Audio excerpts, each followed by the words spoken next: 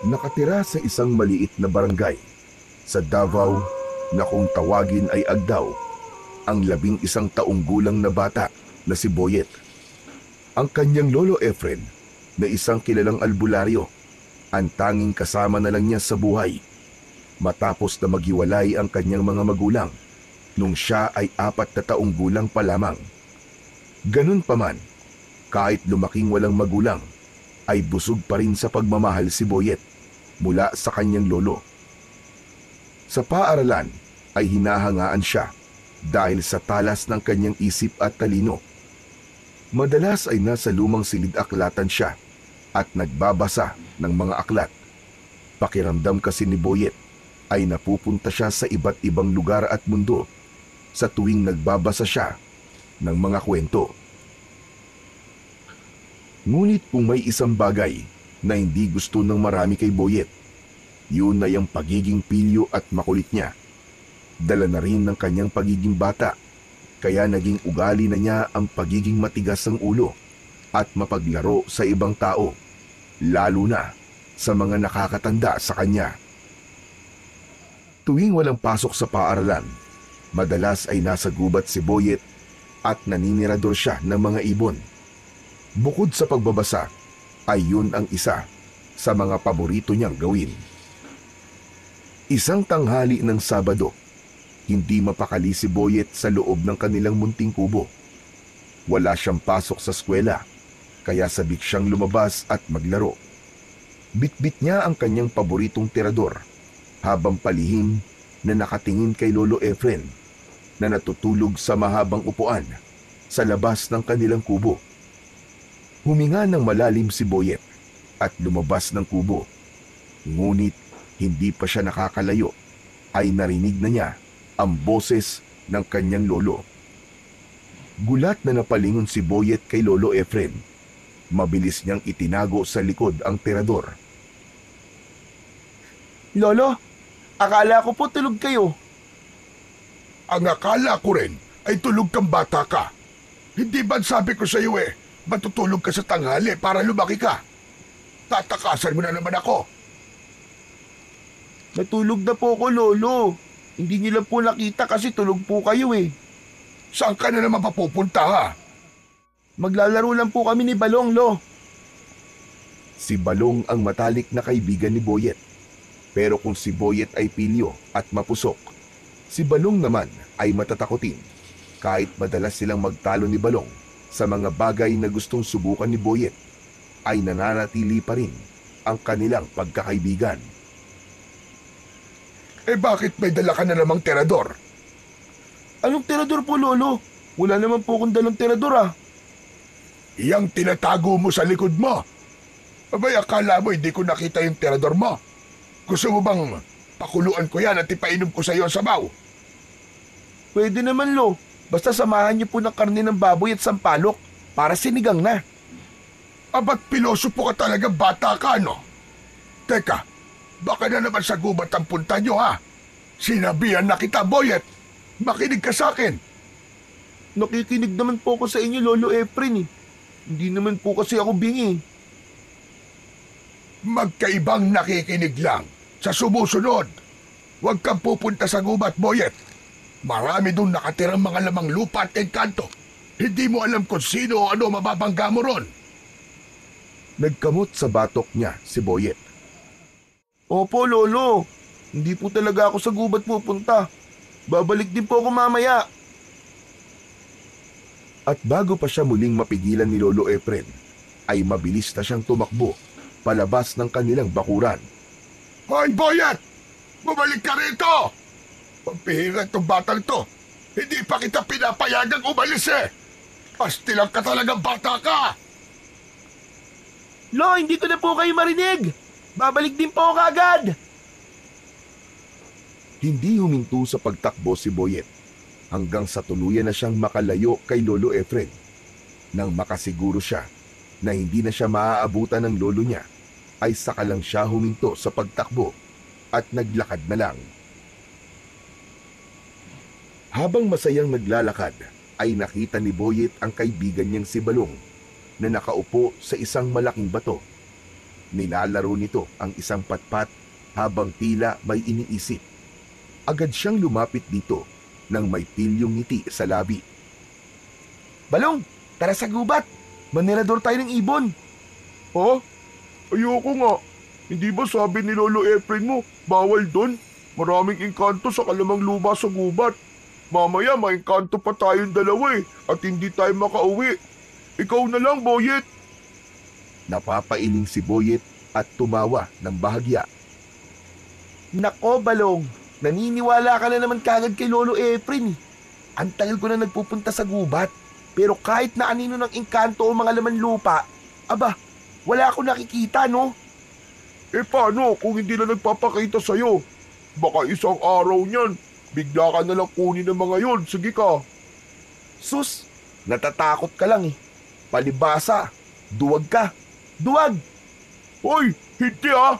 Hindi ako duwag. Ang tapang-tapang ko kaya. O sige nga, kung hindi ka duwag, bakit ayaw mo sumama sa akin sa gubat? Kasi, baka pagalitan tayo ni Lolo Efren Hindi naman niya malalaman eh. Tara na, sumama ka na kasi. Ang dami mo pang arte. Tumingin si Balong sa malayo at tila nag-iisip ang bata kung ano ang dapat niyang gawin. Makalipas ang ilang sandali, ay marahan itong tumango at bumaba mula sa pagkakaupo sa malaking bato. Nagkibit balikat siya at bumuntong hininga. Sige na nga, nasama na nga ako sa'yo. Pero saglit lang tayo, Boyet ha. Ayokong abutan tayo ng gabi dun at mapapagalitan ako ng nanay ko. Oo na. Uuwi rin tayo kapag nakatirador na ako ng kahit 3 ibon lang. Matapos yun, ay magkasama ng naglakad ang magkaibigang Boyet at Balong papunta sa gubat. Makalipas lang ang ilang minuto, ay narating na ni na Boyet ang tahimik at masukal na gubat. Marami roong nagtataasang punong kahoy at ang lupa ay natatabunan ng makapal na mga tuyong dahon. Walang masyadong nagpupunta ron dahil sa mga kwentong ipinakalat ni Lolo Efren tungkol sa mga engkanto at lamang lupang naninirahan doon. Dahil sa pagiging kilalang albularyo ng matanda, marami ang naniwala at iniwasan ang gubat na yon. Pero para kay Boyet, may kung anong humahatak sa kanya papunta sa gubat. Pagdating sa isang bahaging may mga mabababang puno, agad na inihanda ni Boyet ang kanyang tirador. Kumuha siya ng isang maliit na bato at tahimik siyang nagmasid upang maghanap ng ibon sa paligid. Napansin niyang may ilang maya na namamahinga sa isang payat na sanga. Nakangisi niyang ipinasok ang bato sa goma ng tirador. Dahan-dahan niyang hinila ang goma at sinigurado niyang nakatutok ng tama yon sa mga ibon. Sa kanya pinakawalan ang bato. Lumagpas lang ang bato sa ibon at nagliparan yon palayo. Ibinaba ni Boyet ang tirador at napabuntong hininga siya ng malakas. Walang isa man lang sa mga ibong tinarget niya ang tinamaan. Napangiwi siya sa inis at bahagyang tinadyakan ang lupa. Buisit! Ano ba naman yan? Wala man lang akong tinamaan ng isa. Nakamasid lang si Balong sa kanya at wala itong imi. Hindi sumuko si Boyet. Patuloy siyang naglakad sa loob ng gubat. Nakasunod lang sa kanya ang kaibigan niyang si Balong. Makalipas ang ilang minuto, nakahanap si Boyet ng panibagong target. Isang grupo ng maya na dumapo sa isang mababang sanga. Mabilis niyang hinugot ang kanyang tirador. Nilagay ang bato at tinutok yun ng maayos sa mga ibon. Sa isang iglap, pinakawalan niya ang bato at isang ibon ang bumagsak sa lupa, habang ang iba naman ay lumipad na palayo.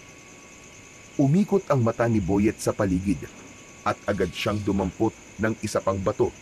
Nang makakita siya ng isa pang ibon sa isang puno, ay tinirador niya yon. Tinamaan din yon at bumagsak sa lupa. Masayang naglakad si Boyet at hindi nagtagal ay napabaksak niya sa lupa ang pangatlong ibon gamit ang kanyang tirador. Ayos! Ang galing ko talaga! 3 na! Ang galing ko talaga manirador ng ibon. Nakita mo ba yon, Balong? Oo, nakita ko. Hindi naman ako bulag eh. Eh di kung ganun, uuwi na tayo. Sabi mo kanina kapag 3 na ang nakuha mo, ay uuwi na tayo. Ngumisi lang si Boyet at umiling. Mamaya na! Ikaw naman ang aga-aga pa eh.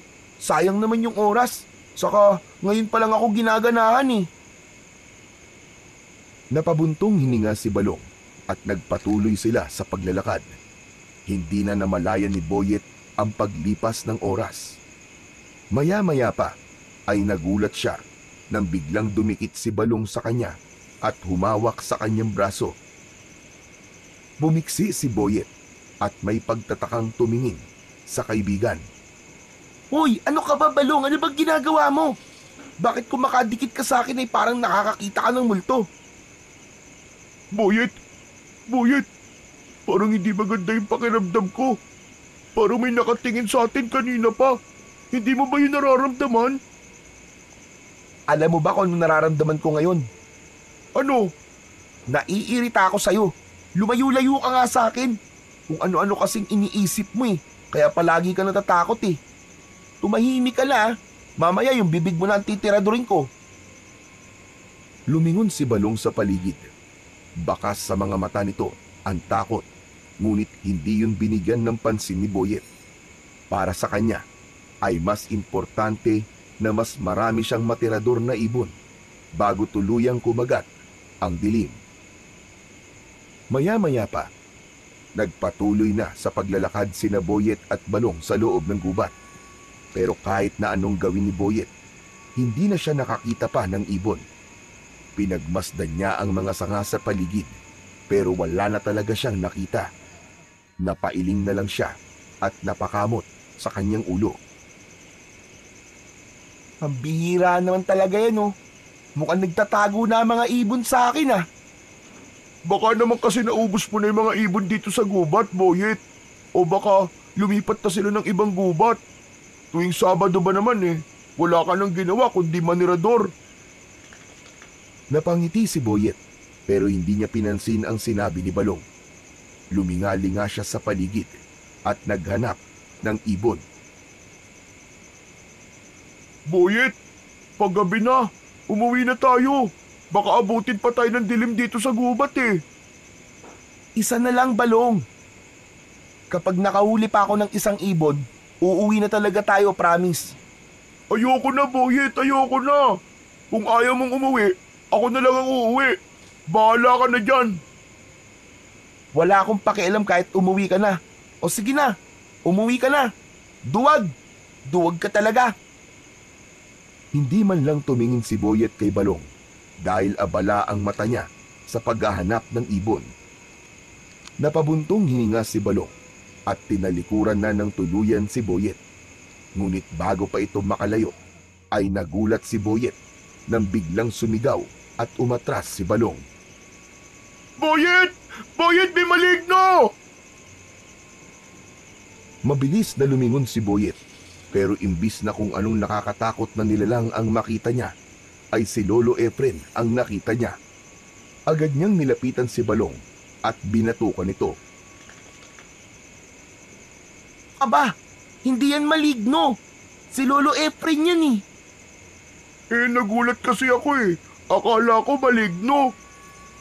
Nanginginig pa si Balong habang nakatingin kay Lolo Efren na mabigat ang tingin sa kanila.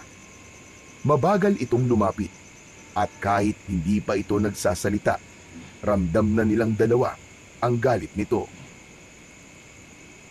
Maligno talaga, Balong? Pasensya na po, Lolo Efren. Nagulat po kasi ako sa inyo eh. Bigla na lang po kayong sumulpot. Tumingin si Lolo Efren kay Boyet at umiling. Sabi ko na nga ba't dito ang punta mo, Boyet? Hindi ako nagkamali ng hinala. Ang titigas talaga ng ulo nyo. Hindi ba sinabi ko na huwag kayong pupunta rito sa gubat? Paulit-ulit ko nang ipinaliwanag sa inyo na delikado ang lugar na ito. Pero Lolo, wala naman pong engkanto rito eh. Matagal na po ako nagpupunta dito sa gubat pero wala naman po ako nakikitang kung ano man. Tama na yan. Tama na. Sumasagot ka pa. Umuwi na kayo. Ngayon din. Naikuyom ni Boyet ang kanyang mga kamay bilang pagtutol sa sinabi ni Lolo Efren. Pero wala siyang nagawa kundi sundin ang matanda kahit labag sa loob niya. Tahimik siyang naglakad pauwi kasama ang kaibigang si Balong, habang si Lolo Efren naman ay nasa likuran lang nila. Kinagabihan, tahimik ang buong kubo habang sabay na kumakain sina Boyet at Lolo Efren ng hapunan. Ang maasim at mainit na sinigang na bangus ay nagbigay ng init sa malamig na gabing yun. Pero hindi yun sapat para mapawi ang bumabagabag sa isip ni Boyet. Matagal niya nang pinag-isipan ang sinabi ng kanyang lolo tungkol sa gubat, pero hindi pa rin siya kumbinsido. Kaya naman, nagpasya na si Boyet na basagin ang katahimikan sa pagitan nila ng kanyang lolo. Lolo, paano niyo po nalaman na maraming engkanto at lamang lupa po dun sa gubat? Bakit mo naman tinatanong? Kasi po, ilang beses na po akong pumupunta ron pero kahit kailan po, wala po talaga akong nakikita o nararamdaman na kakaiba. Kung talagang may lamang lupa o engkanto po doon, bakit hindi ko po sila nakikita? Kahit isang beses man lang. Hindi agad sumagot si Lolo Efren. Kumuha ito ng isang piraso ng bangus at nilagyan ng konting sabaw ang kanin bago sumubo. Napabuntong hininga si Lolo Efren at saka tumingin kay Boyet. Ayoko na magpaliwanag pa, Boyet. Pero tandaan mo, hindi basta-basta nagpapakita ang mga yon. Hindi mo alam kung kailan mo sila matatapakan o masasaktan nang hindi mo sinasadya. At kapag nangyari yon, sigurado kung may masamang mangyayari sa iyo. Yun ang iniiwasan kong mangyari. Dahil may mga lamang lupa na malupit kapag nagparusa at hindi kaya ng kaalaman ko sa panggagamot. Pero Lolo, paano niyo po nalaman na may mga ganun nga sa gubat? May nakita na po ba kayong engkanto o kaya ay lamang lupa doon? Hindi na mahalaga kung paano ko nalaman. Ang mahalaga, sundin mo ang sinasabi ko sa iyo. Huwag ka nang babalik sa gubat na yon kahit kailan. Alam ni Boyet na hindi na niya mapipilit pa ang kanyang lolo. Tumango na lang siya at nagpanggap na sang-ayon sa sinabi nito. Opo Lolo, hindi na po ako babalik sa gubat. Promise. Aasahan ko ang pangako mong yan, Boyet. O sige na, tapusin mo na yung pagkain mo at pagkatapos maghugas ka na ng pinagkainan natin. Ipinagpatuloy ni Boyet ang pagkain, ngunit sa isipan niya ay alam niya na hindi pa rin siya hihinto sa pagpunta sa gubat dahil dun lamang niya pwedeng gawin ang pagtirador sa mga ibon. Sa kabila ng pangako ni Boyet na hindi na babalik sa gubat, ay patuloy pa rin siya sa pagpunta ron tuwing wala siyang pasok sa eskwelahan. Mas naging maingat siya at siniguro niya na sa tuwing magtutungo siya ron ay hindi malalaman ni Lolo Efren. Itinago na rin niya ang kanyang tirador sa likod ng kanilang lumang aparador upang maiwasan ang posibilidad na sirain o itapon yon ng kanyang lolo. Sa bawat pagpasok ni Boyet sa gubat, isang hindi maipaliwanag na pakiramdam ang palaging bumabalot sa kanya. Para bang hinihila siya ng kagubatan at tinatawag siya upang manatili roon. At sa tuwing naroroon siya, gumagaan ang kanyang pakiramdam. Isang bagay na hindi niya maipaliwanag. Isang linggo ng umaga, gaya ng inaasahan, dagsa ang mga tao sa bahay ni Boyet upang magpagamot kay Lolo Efren. Dahil sa malamig na panahon, marami sa taga-barangay nila ang nilagnat at inuubo. Kaya abala ang matanda sa paghahanda ng mga halamang gamot at pagbibigay ng lunas sa mga taong may sakit. Habang walang nakatingin, mabilis na kinuha ni Boyet ang kanyang tirador mula sa pinagtaguan niya sa likod ng lumang aparador. Maingat siyang lumabas ng bahay at siniguro niyang hindi siya mapapansin ni Lolo Efren. Nang sandaling makarating na siya sa gubat, ay may bumalot na kasabikan sa kanya. Agad na sinimulan ni Boyet ang paninirador ng mga ibon. Sinipat niya ang una niyang target na isang maya na nakadapo sa isang sanga. Iniangat niya ang kanyang tirador. Inasinta ang ibon at pinalipad ang bato. Ngunit bago pa man tumama ang bato, ay lumipad ang ibon palayo na para bang naramdaman nun ang paparating na panganib. Ano ba yan? Ang malas naman! Nakalipad kagad yung ibon! Muling naghanap ng ibang target si Boyet. May nakita siyang isa pang ibon, isang pipit na nasa isang mababang sanga. Inulit niya ang proseso at siniguro niyang tatamaan na niya yon. Ngunit muli, bago pa man lumapat ang bato sa kanyang target na pipit, mabilis na lumipad yon papalayo. Paulit-ulit yung nangyari, parang may hindi nakakakitang puwersang humahadlang upang walang matamaan na ibon si Boyet. Napansin din niyang masyadong mailap ang mga ibon ng araw na yon, higit sa dati. Nagsimulang maglakad si Boyet at patuloy na naghanap ng ibon, ngunit habang tumatagal ay bumibigat ang pakiramdam niya. Para bang may nagmamasid sa kanya mula sa kung saan, isang presensyang hindi niya maipaliwanag kung ano. Hindi pa rin sumuko si Boyet. Nang may nakita siyang ibon ay tinirador niya yon, ngunit gaya ng dati ay hindi na naman yun tinamaan. Ano ba yan? Bakit ayaw niyong magpatama sa tirador ko? Nakahanda na sanang sumuko at umuwi si Boyet nang mapansin niya ang isang kakaibang ibon na nakadapo sa isang matandang puno. Ang mga balahibo nun ay tila kumikinang sa ilalim ng sikat ng araw na may kulay na hindi niya mawari kung itim ba o asul. Mabilis niyang inihanda ang kanyang tirador. Sinipat niyang maigi ang ibon at pinakawalan ang bato. Ngunit nagulat siya dahil hindi gumalaw ang ibon at hindi yun tinamaan ng kanyang bato. Muling sinubukan ni Boyet na tiradorin ang kakaibang ibon. Hindi na niya mabilang kung ilang beses niya yung tinirador, pero kahit isa sa mga bato niya ay walang tumama sa ibon. Labis na ang kanyang pagtataka dahil hindi umaalis ang ibon sa pwesto nun, pero hindi niya yun matama-tamaan.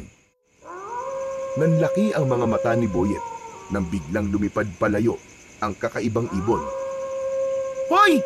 Bumalik ka rito! Hindi ka makakatakas sa akin! Hinabol ni Boyet ang ibon at tumakbo siya ng mabilis. Wala na sa dinadaanan niya ang kanyang paningin. Ang mga mata niya ay nakatuon lamang sa lumilipad na kakaibang ibon. Kaya naman hindi niya napansin ang isang nakaumbok na lupa sa kanyang daraanan. Natalisod si Boyet sa nakaumbok na lupa. Nawalan siya ng balanse at padapa siyang natumba sa lupa. Agad niyang iniangat ang paningin niya upang hanapin ang kakaibang ibon, pero hindi na niya yon nakita pa. Wala na siyang ideya kung saan yun nagpunta o nagtago. Napuno ng galit si Boyet. Tumayo siya at napatingin sa nakaumbok na lupang nakatisod sa kanya. Dahil sa matinding inis na hindi niya natirador ang kakaibang ibon, ay ibinaling niya ang galit sa nakaumbok na lupa. Buwisit ka! Buwisit ka! Ikaw ang may kasalanan kung bakit nawala yung ibon na yon. Ang dapat sa'yo, sirain! Malakas na sumigaw si Boyet habang paulit-ulit na sinisipa ang nakaumbok na lupa. Sa bawat sipa niya ay unti-unti yung nasisira. Nadurog ang lupa at kumalat yon sa kung saan-saan. Humihingal si Boyet nang tumigil siya. Nagawa niyang gibain ang nakaumbok na lupa sa pamamagitan lang ng paulit-ulit na pagsipa roon. Kahit paano ay nabawasan ang pagkainis niya sa kanyang ginawa. Sa pagkakataon na yon, inisip niya na hindi para sa kanya ang araw na yon. Kaya nagdesisyon na siyang umalis sa gubat. Nagsimula na siyang maglakad pabalik sa kanilang bahay bago pa malaman ni Lolo Efren na wala siya roon. Habang naglalakad si Boyet papauwi sa kanilang bahay, ay nakabusangot ang kanyang muka. Hindi niya maalis sa isip niya ang kakaibang ibong yon na nakawala dahil sa pagkatalisod niya sa nakaumbok na lupa. Nang makarating si Boyet sa kubo nila, ay napansin niyang kakaunti na lamang ang mga tao sa labas na naghihintay para magamot ni Lolo Efren. Kanina, bago siya umalis, ay halos mapuno ang harapan ng bahay nila ng may mga sakit. Bagsak ang balikat na pumasok si Boyet sa kanilang kubo. Naamoy niya ang halimuyak ng mga pinatuyong dahon at langis na madalas gamitin ni Lolo Efren sa panggagamot. Nakaupo ang matanda sa harapan ng isang lalaki na may nakabalot na kumot sa katawan. Napansin ni Lolo Efren ang pagdating ni Boyet. Saglit siya nitong tinapunan ng tingin bago bumalik sa ginagawa. Boyet! Saan ka galing at puro lupa yung mga paa mo? Lolo Efren, naglaro lang po kami ni Balong ng sipaan ng bola. Natapilok po ako sa putikan kaya ito po, nadumihan po ang paa ko. Mag-iingat ka kasi kapag naglalaro ka. Baka mamaya ay madulas ka ng tuluyan. Baka magkasugat ka o mabalian ka pa. Hugasan mo na yung paa mo bago ka maglakad-lakad dito sa loob ng bahay. Sige po, Lolo. Agad na lumabas ng bahay si Boyet at dumiretso sa likod ng kubo kung saan meron doong maliit na balon. Kinuha niya ang pansalok ng tubig sa balon at kumuha siya ng tubig.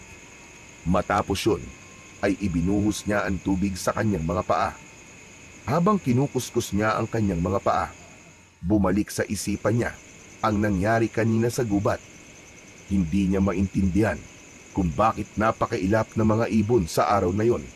At higit sa lahat, hindi niya matanggap na hindi niya natirador ang kakaibang ibon. Kinagabihan, mula sa mahimbing na pagtulog, ay nagising si Boyet. Dilat na dilat ang kanyang mga mata habang nangangatog ang kanyang katawan. Naramdaman niya ang matinding ginaw na bumalot sa kanya. Para bang ang hangin sa paligid niya ay nagyeyelo at nanunuot yun sa kanyang butot laman. Hinablot niya ang kumot at ibinalot niya ang kanyang sarili, pero hindi yun sapat upang mapawi ang matinding lamig na kanyang nararamdaman. Natigilan si Boyet nang makarinig siya ng maliit at matinis na tawa na parang galing mula sa maliit na tao. Luminga-linga muna siya sa paligid, ngunit wala siyang nakita kundi kadiliman. Patuloy ang pagtawa at umabot na yun sa punto na parang nasa loob na ng tenga niya ang tawa na yun. Napabalikwas si Boyet ng bangon at nanlaki ang mga matang sinipat niya ang madilim na sulok ng kanilang kubo. Ngunit wala pa rin siyang nakita. Sino yan? Sino yan? May tao ba dyan? Sumagot ka! May tao ba dyan? Nawala ng sandali ang tumatawa, pero ilang saglit lang ay muling narinig ni Boyet ang nakapangingilabot na tawa. Parang may isang munting nilalang na naglalaro sa kanyang tenga. Tigilan mo ako! Tigilan mo ako! Tumahimik ka na! Tigilan mo ako! Tinakpan ni Boyet ang kanyang mga tenga, ngunit hindi nawala ang tawa. Para bang mas lumakas pa yun at bumaon sa kanyang isipan. Napasiksik siya sa isang sulok ng banig habang nanginginig at hindi malaman ang gagawin. Tama na! Tama na! Tumahimik ka na! Tama na! Kasunod nun ay nakita ni Boyet na sinindihan ni Lolo Efren ang gasera. Nag-aalala itong lumapit sa kanya. Boyet! Boyet po, ano nangyayari sa'yo? Bakit ka sumisigaw? Lolo, may naririnig po ako. Tumatawa po malit na boses. Parang nasa loob po ng tenga ko. Saglit na hindi gumalaw si Lolo Efren. Maya-maya pa ay marahang idinampi ng matanda ang magaspang nitong palad sa noo ni Boyet. Tapos ay sa kanyang leeg. Napakunot ang noo ng matanda. Napakataas ng lagnat mo, Boyet. Baka nagdidelirio ka. Sandali lang at magpapakulo lang ako ng gamot. Mabilis na tumayo si Lolo Efren at nagtungo sa lagayan ng mga halamang gamot. Kumuha ito ng ilang piraso ng dahon para sa pagpapababa ng lagnat at agad itong nagpakulo ng tubig sa maliit na kalan. Matapos yun ay isinali nito sa baso ang pinagpakuluan ng halamang gamot. Lumapit si Lolo Efren kay Boyet at inalalayan siyang umupo. Ubusin mo ito. Makabubuti ito sa'yo para bumaba ang lagnat mo. Walang nagawa si Boyet kundi ang sundin ang utos ng kanyang lolo. Mapait ang lasa ng inumin pero hindi na niya yon ininda pa. Pakiramdam niya ay gusto na lamang niyang magpahinga. Maya-maya pa ay unti-unting bumigat ang talukap ng mga mata ni Boyet nang maubos niya ang ipinainom sa kanya ni Lolo Efren.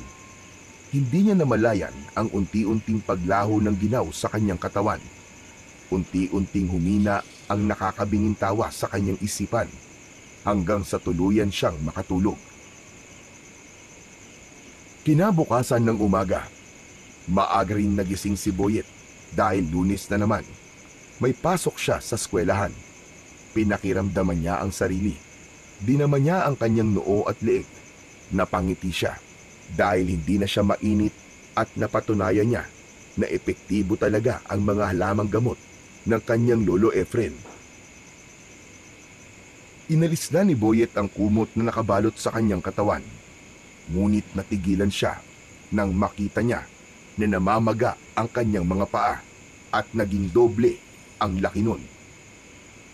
Gumapang ang takot sa buo niyang katawan hanggang sa kumawala sa lalamunan niya ang isang malakas na sigaw. Lolo! Lolo! Lolo, tulungan mo ako, Lolo! Hindi nagtagal ay humahangos na pumasok si Lolo Efren sa kubo. Dumiretso ito sa maliit nilang kwarto. Ano pa nangyari sa iyo, Boyet? Aba, Diyos ko! Ano nangyari sa mga paa mo? Bakit parang paa na yan ng higante? Hindi ko rin po alam, Lolo. Pagising ko po ganyan na yan eh. Lolo, tulungan niyo po ako. Tulungan niyo ako, Lolo. Lumapit si Lolo Efren at tinignan nito ang malaking paa ni Boyet. Maingat nitong hinawakan ang paa niya, sabay tingin sa kanya. Masakit ba, Boyet? Hindi naman po, Lolo, pero anong gagawin natin? Baka po hindi na gumaling ang paa ko. Paano po ako makakapasok sa school? Hindi na po magkakasya ang tsinelas ko. Huwag kang matakot, Boyet. Ako bahala sa'yo. Papagalingin ko ang paa mo at sisiguraduhin kong babalik yan sa dati. Kumalma ka lang.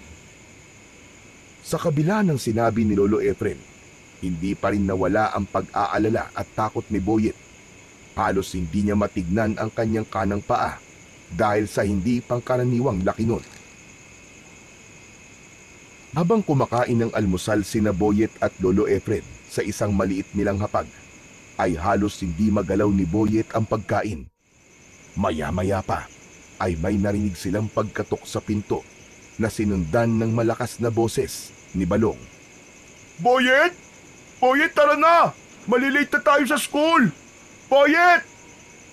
Napatayo si Boyet at mabilis siyang nagtungo sa kwarto. Ibinalot niya ang sarili sa kumot. Mula roon ay napatingin si Lolo Efren. Napailing ito at saka tumayo upang pagbuksan ng pinto si Balong. Mula sa kwarto ay dinig ni Boyet ang pag-uusap ni Lolo Efren at Balong.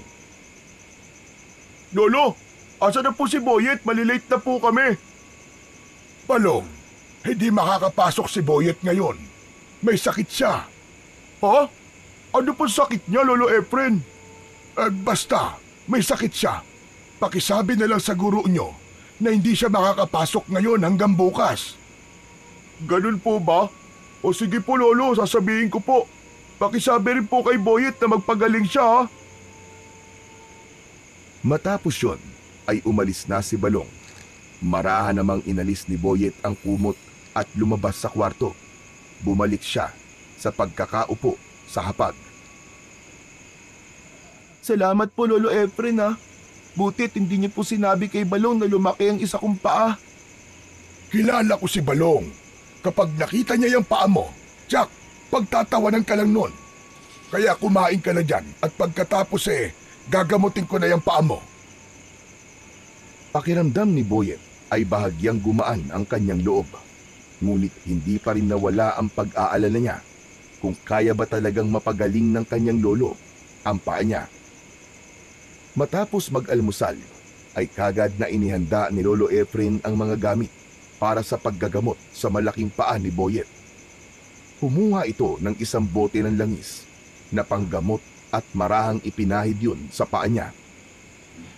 Pagkatapos ay kumuha si Lolo Efren ng isang palanggana at pinunuyon ng malinis sa tubig. Umupo ito sa harapan ng palanggana, ipinikit ang mga mata at marahang nagdasal. Tahimik lang na nakatingin si Boyet habang ginagawa yon ng kanyang lolo. Maya-maya pa ay kinuha ni Lolo Efren ang kandila sa altar. Sinindihan nito yon at hinayaan itong tumulo ang natutunaw na parte ng kandila sa tubig. Tumitig si Boyet sa palanggana at napansin niyang may nabubuong imahe sa ibabaw ng tubig. Isang maliit na hugis na nakaumbok na lupa. Kinuha ni Lolo Efren ang nabuo mula sa tulo ng kandila at tinignan yon ng mabuti.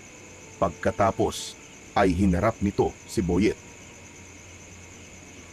May natapakan ka bang punso, Boyet? Ha? Ano po yung punso? Ang punso ay isang lupang nakaumbok. Madalas, tirahan yun ng mga duwende o nuno sa punso. Kapag may taong nagpakita ng kawalang galang sa kanilang tahanan, maaaring magalit sila at parusahan ng sino mang gumawa ng kasalanan sa kanila. Nanlamig si Boyet sa kanyang narinig. Hindi siya nakapagsalita. Naalala niya ang nakaumbok na lupa sa gubat, ang punso na pinagbuntunan niya ng galit. Sinipa-sipa niya yon hanggang sa magiba. Napaisip siya kung yun nga ba ang dahilan kung bakit lumaki at namaga ang kanyang paa. Ngunit hindi siya pwedeng magsalita. Kapag sinabi niya yon, malalaman ni Lolo Efren na patuloy siyang nagpupunta sa gubat kahit paulit-ulit siyang pinagbabawalan nito. Tumingin kay Boyet si Lolo Efren. Bakas sa mukha nito ang pag-aalala at pagdududa. Boyet, may natapakan o nasira ka bang punso? Magsabi ka sa akin ng totoo. Kung hindi ka magsasabi ng totoo, hindi gagaling ang paa mo. Lolo, ang totoo po niyan may nasira po akong punso sa gubat. Bakit mo ginawa yun? Nako, sinasabi ko na nga ba at nagpupunta ka pa rin sa gubat? Natapilok po kasi ako ron Tapos nawala po sa paningin ko yung ibon na hinahabol ko. Kaya... Hindi mo dapat ginawa yun, Boyet. Hindi mo ba alam kung gaano kalaki kasalanan nagawa mo? Napasinghap si Boyet. Hindi niya inaasahang magagalit ng ganon si Lolo Efren. Mukhang kailangan ko makipag-usap sa duwende o nuno na nakatira sa gubat. Napalunok si Boyet. Hindi niya alam kung ano ang mangyayari. Sa pagkakataon na yun, ay labis siyang nagsisisi sa pagsira niya sa punso dahil sigurado na siya na yun ang dahilan ng paglaki ng kanyang paa. Hindi na nagsayang ng oras pa si Lolo Efren. Inayos na nito ang mga gamit nito para sa ritual na gagawin niya upang kausapin ang duwendeng nakatira sa punsong sinira ni Boyet. Habang nag-aayos si Lolo Efren ng kanyang mga gamit para sa ritual, tahimik lang na nakaupo si Boyet sa gilid habang pinanunood ang bawat kilos ng matanda. Nanginig ang kanyang mga kamay, hindi dahil sa lamig, kundi dahil sa takot sa maaaring mangyari. Sa harapan ni Lolo Efren ay may isang bilog na bilao na may lamang bigas, asin at isang maliit na mangkok na may tubig. May hawak itong lumang kahoy na may nakaukit na kakaibang mga simbolo. Pumikit si Lolo Efren at nagsimulang bumigkas ng mga salitang hindi maintindihan ni Boyet. Ramdam niya ang bigat ng hangin sa paligid at tila lumalamig ang paligid ng kanilang bahay. Maya-maya pa, hinawakan ni Lolo Efren ang mangkok sa tubig at sinimulang paikutin yun sa ibabaw ng bilao. Napailing si Lolo Efren habang dahan-dahang iminulat ang kanyang mga mata. Tama nga ang hinala ko. Bakit po, Lolo? Ano pong nakita nyo? May nakatirangan diwende sa punso na sinira mo. Isang duwendeng puti at ang pangalan niya ay Uyugan. Ano po? Uyugan? Nakausap ko na siya at may kondisyon siya para mapatawad ka at bawiin niya ang parusang ibinigay niya sa'yo. Ano po yung gusto niyang gawin ko? Kailangan mo magpunta sa punso nang mag-isa ka lang at kailangan mong humingi ng paumanhin kay Uyugan. Ano po? Ano pong ibig niyo sabihin, Lolo? Ako lang? Ako lang po mag-isa? Oo, at kailangan mong gawin yon sa kabilugan ng buwan. Teka, hindi ko po kaya yun, Lolo. Paano po kung may gawin po siya sa akin? Hinawakan siya sa balikat ni Lolo Efren. Naiintindihan kita, Apo. Kung ako lang ang masusunod, hindi kita hahayaang magpunta sa gubat na mag-isa, lalo na kung gabi. Pero wala tayong magagawa. Kung hindi mo gagawin ang gusto ni Uyugan, hindi nagagaling ang paa mo at habang buhay mo yang dadalhin. Tamang-tama, Boyet. Ilog ang buwan mamayang gabi. Makinig kang mabuti, Apo. Mapaglaro ang mga diwending puti. May posibilidad na subukin ka nila. Ano man ang iabot nila sa'yo, ano mang bagay na ibigay nila, huwag mong tatanggapin. Ha? Bakit po? Dahil nga mapaglaro sila. Basta, gawin mo na lang ang sinasabi ko sa'yo. Lalong nanghina si Boyet.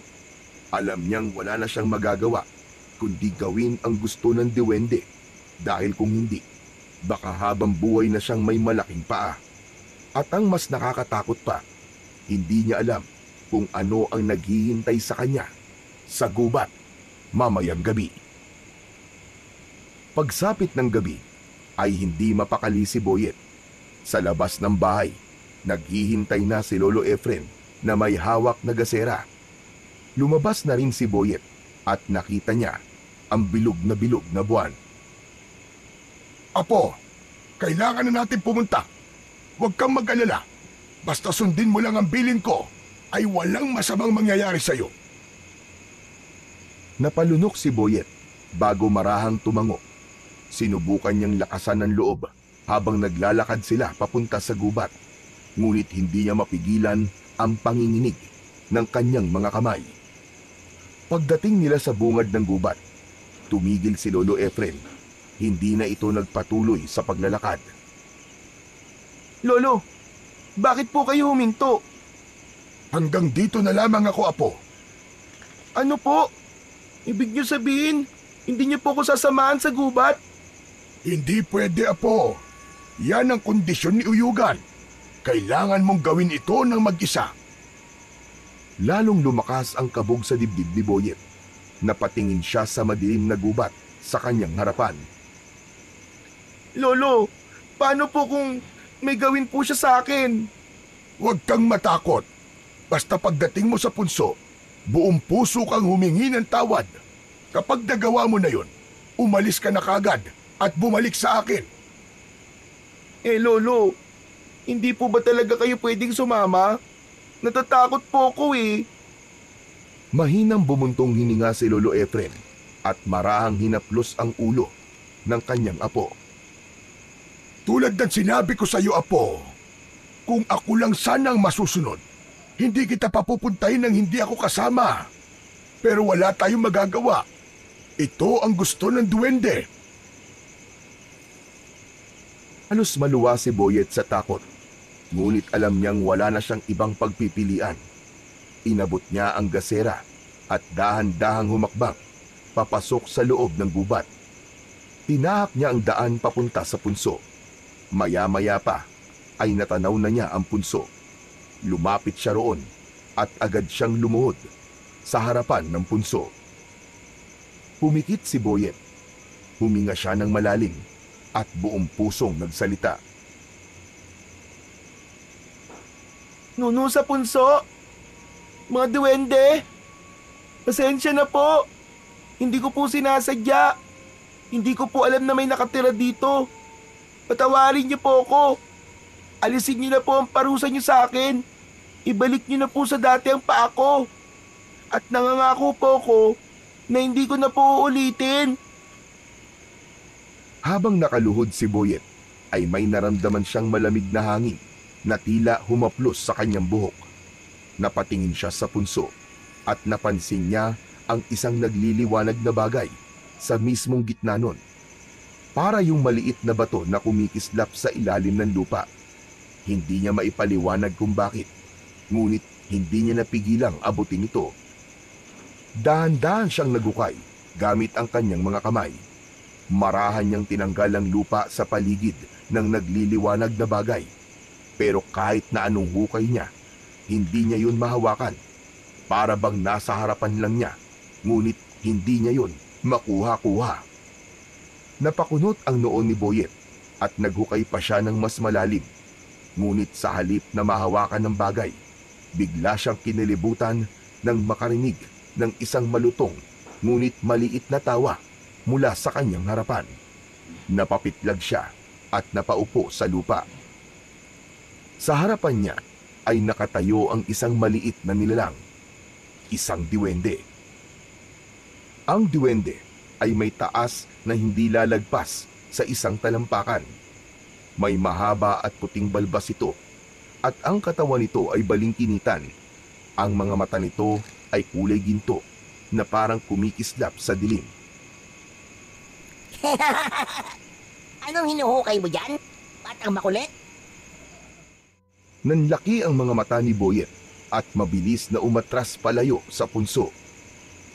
Ha? Sino ka? Sino ka? Muling tumawa ang duwende.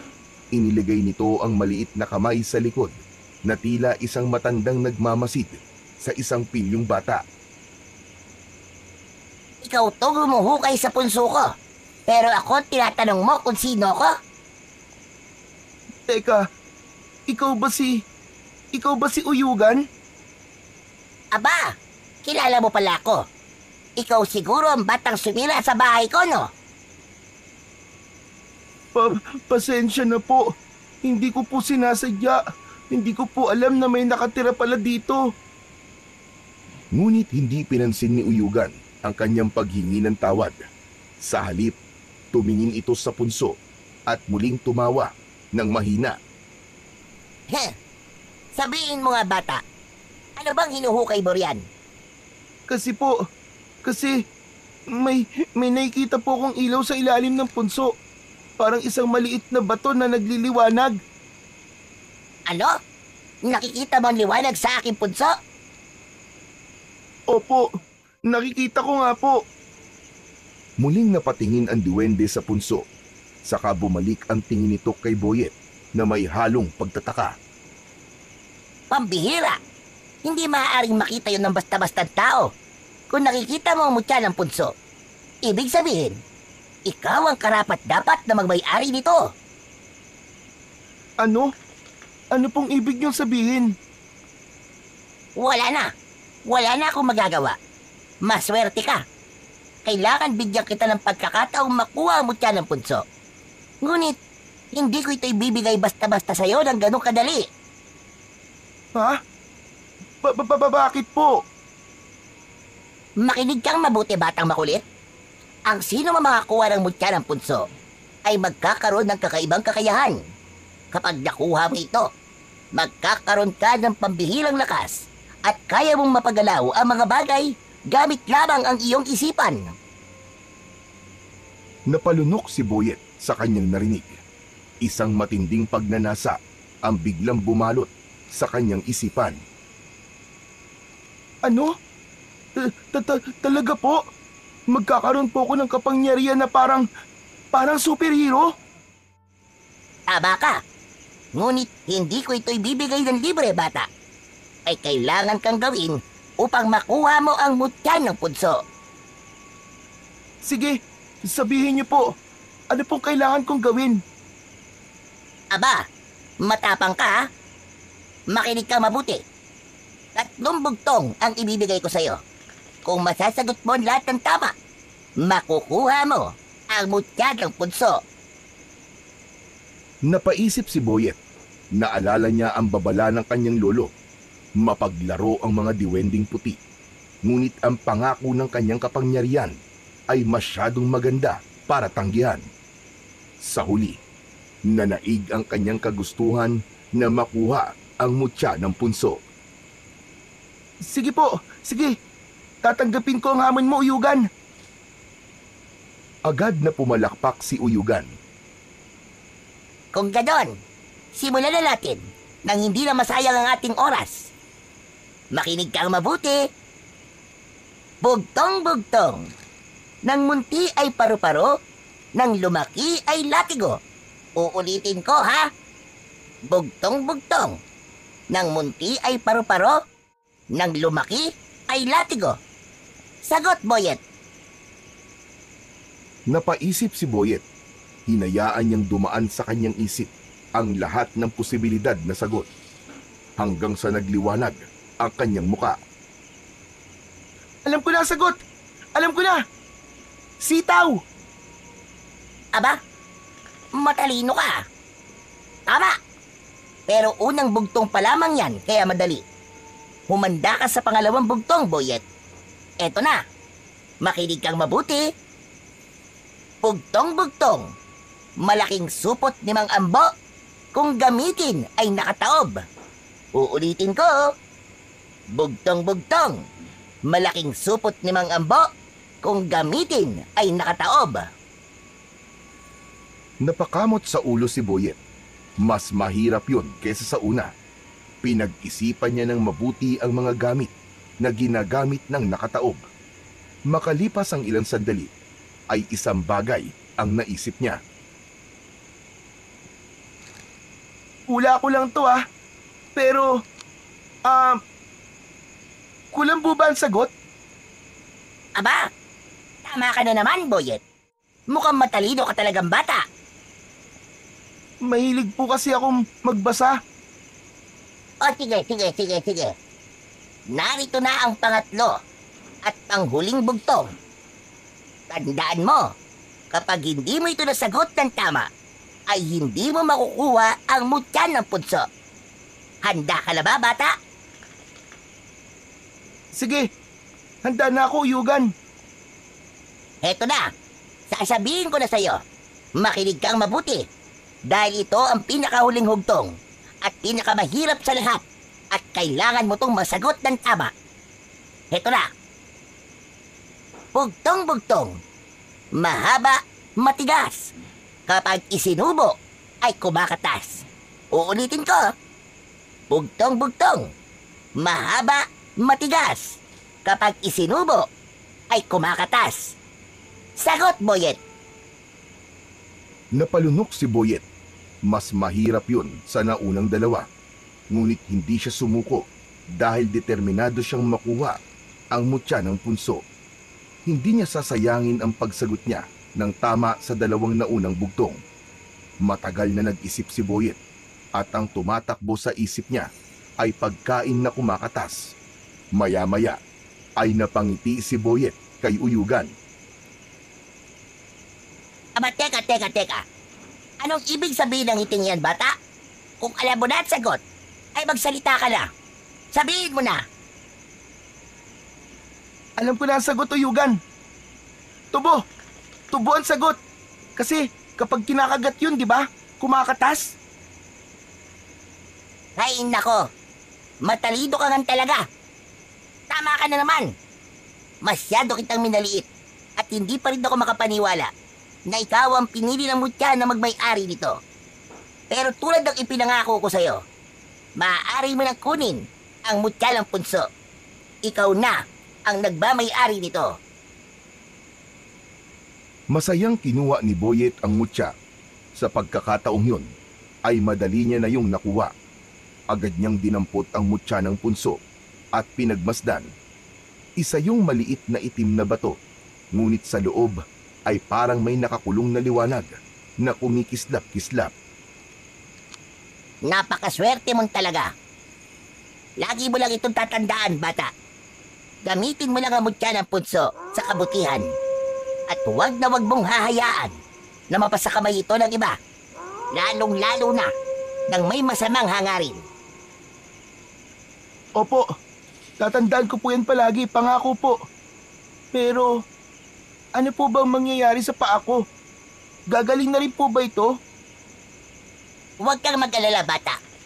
Bukas ng umaga, tuluyan ng gagaling ang iyong paa. Sana'y maging leksyon na sa'yo ang nangyari sa'yo. Hindi porkit hindi mo kami nakikita, ay hindi na kami bahagi ng mundong ito. Maging mapagmatsyag ka at talasan mo ang iyong pandama at respetuhin mo ang lahat ng nasa iyong paligid. Huwag na huwag ka lang uulit. Oo, pinapangako ko, Uyugan. Maraming salamat. O sige na, bata, makakalis ka na.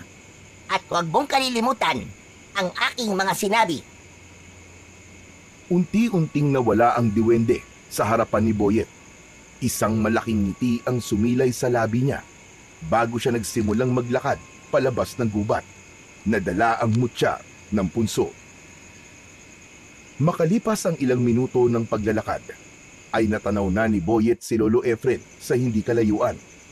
Medyo binilisan niya ang pagakbang at kahit nahihirapan siyang maglakad dahil sa malaki niyang paa, nang makalapit siya sa lolo niya, ay agad na bumakas ang pag-aalala sa mukha nito. Bakit ang tagal mo makabalik, Boyet? Kanina pa ako nag-aalala sa'yo. Pasensya na po, Lolo. Medyo naligaw po kasi ako eh. Ganun ba? O siya, hayaan mo na. Ang mahalaga ay nakabalik ka ng maayos. Nakahingi ka ba ng tawad sa punso? Opo, sinabi ko po na hindi ko po sinasadya. Sana po gumaling na po ang paa ko. Wala na tayong magagawa kundi ang maghintay. Kapag nagising kang magaling na ang paa mo, ibig sabihin, tinanggap nila ang paghingi mo ng tawad.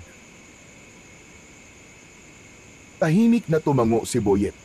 Ramdam niya pa rin ang bigat ng mutya sa kanyang bulsa. Pero hindi niya sinabi sa lolo niya ang tungkol doon. Tara na po, Lolo. Umuwi na po tayo. Medyo napagod po ako eh. Oo nga, sige na. Para makapagpahinga na rin tayo.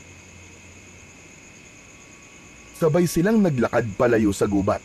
Hindi na lumingon si Boyet, pero ramdam niya pa rin ang presensya ng mahiwagang lugar sa kanilang likuran.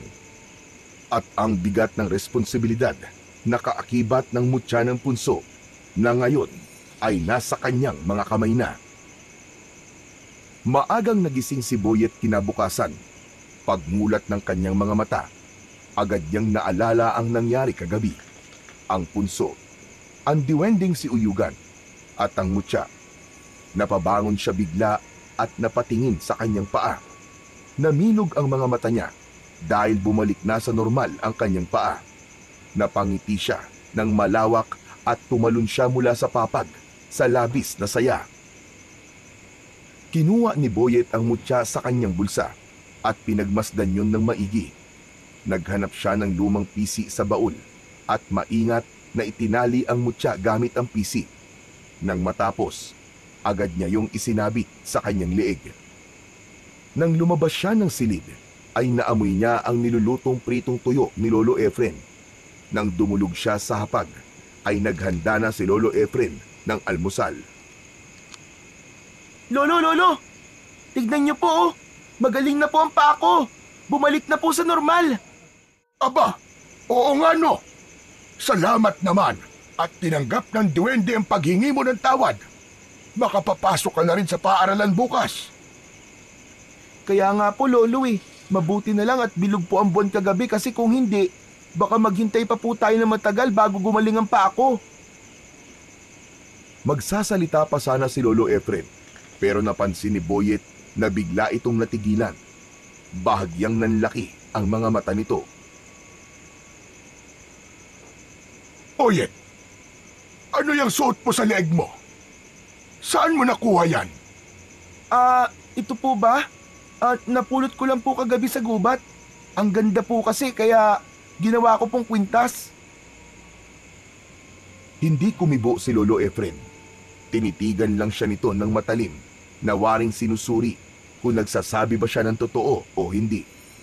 Maya-maya pa, bumuntong hininga ang matanda at mas lalong tumilim ang titik sa kanyang apo. Magsabi ka ng totoo, Boyet. Ibinigay ba yan sa'yo ng duwende? O ng kahit na anong lamang lupa kagabi nung nagpunta ka sa gubat? Napalunok si Boyet. Alam niyang hindi siya makakalusot sa lolo niya. Sa huli, tumango siya at nagdesisyon na sabihin ang totoo. Opo, Lolo. Si Uyugan po ang nagbigay po sa akin ito. Ano ba sinabi ko sa'yo, Boyet? Huwag kang tatanggap ng kahit na ano mula sa duwende o sa kahit na anong lamang lupa sa gubat. Pero wala naman po masamang nangyari sa akin, Lolo eh. Saka, nakuha ko pa po ang mutya ng punso. May kapangyarihan po ito. Boyet, hindi mo alam kung ano ang pinasok mo. May mas malalim na dahilan kung bakit ayaw kitang magpunta sa gubat. Ano po bang ibig niyong sabihin doon, Lolo? Muling bumuntong hininga si Lolo Efren bago muling nagsalita. Nung bata pa ako, may isang matandang duwende na nagpakita sa akin sa gubat. Inalok niya ako ng mutya ng punso, gaya ng ginawa ni Uyugan sa'yo. Pero alam kong may kaakibat yon na mabigat na responsibilidad. Kaya tinanggihan ko yon. Ang sabi ng matandang duwende, gagawa siya ng paraan para mapunta ang mutya sa isa sa mga magiging kadugo ko. Dahil kailangan mapunta ito sa nararapat, sa isang taong may kakayahang gamitin ito upang labanan ang mga kasamaan. May kilabot na gumapang sa katawan ni Boyet. Napatingin siya sa mutya na nakasabit sa kanyang leeg bago bumaling ulit sa kanyang lolo. Ibig sabihin po, makikipaglaban po ako sa mga masasama? Tama ka, Boyet. Hindi mo maaaring gamitin ang mutya para lang sa pansariling interes. Pero Lolo, wala namang masama rito sa lugar natin ah. Tahimik naman po dito ah. Sa ngayon wala. Pero hindi natin alam kung hanggang kailan magiging tahimik ang lugar natin na ito. Maraming nilalang ng dilim ang nagnanais makuha ang mutya ng punso at hindi mo alam kung kailan sila darating para kunin yan sa'yo. Ano po? Pupuntahan po nila ako at kukunin tong mutya. Naku, kung ganun po, ibabalik ko na lang po to kay Uyugan. Ayoko po makipaglaban. Ngunit malungkot na umiling si Lolo Efren. Huli na ang lahat, Boyet. Nung tinanggap mo ang mutya, habang buhay na itong nakakabit sa'yo, ikaw na ang bagong magiging may-ari niyan habang buhay. Maliban na lang kung merong kukuha niyan sa'yo.